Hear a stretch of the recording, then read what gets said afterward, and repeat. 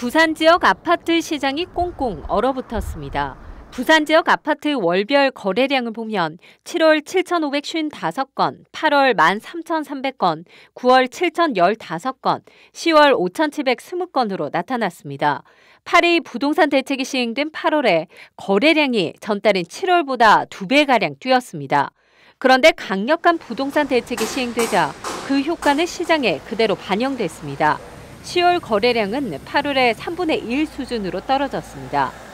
미분양 세대수는 7월 752건, 8월 738건, 9월 720건, 10월 1473건으로 9월보다 10월에 크게 늘었는데 11월, 12월을 지나면서 미분양 세대수는 더 늘어날 전망입니다. 얼어붙은 부산 부동산 시장은 뚝 떨어진 아파트 거래량과 미분양 세대수로 확인된 셈입니다. 물량은 넘쳐나고 거래는 되지 않자 아파트 가격의 하락세는 본격화되고 있습니다. 9월 둘째 주부터 시작된 하락세는 계속 이어져 11월 넷째 주 매매가가 마이너스 0.03%를 기록했습니다. 해운대구 0.03%, 기장군 0.05%, 부산 진구 0.01%, 영도구는 0.03% 하락했습니다. 중구와 동구는 보합세를 보였고 금정구는 0.02% 상승했습니다. 전반적인 부산 아파트 시장의 위축 속에 한국은행이 6년 5개월 만에 기준금리까지 인상했습니다.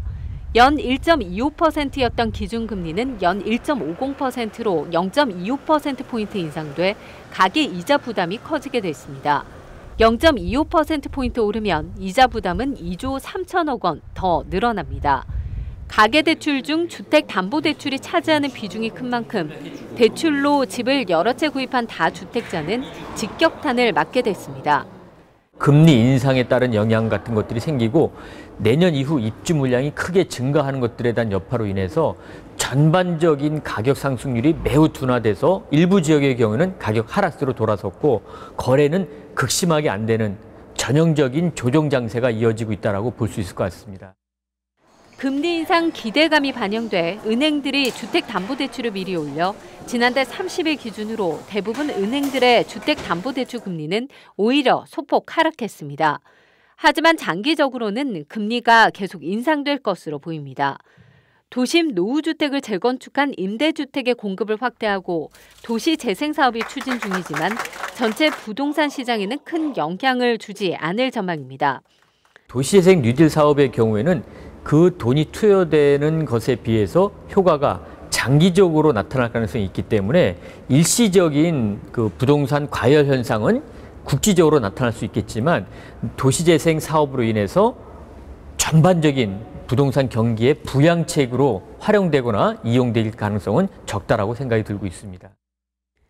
미분양 물량의 확대와 금리 인상 등으로 단기 수익을 노린 투자자와 다주택자들의 부산 부동산 시장의 이탈은 가속화되고 있습니다.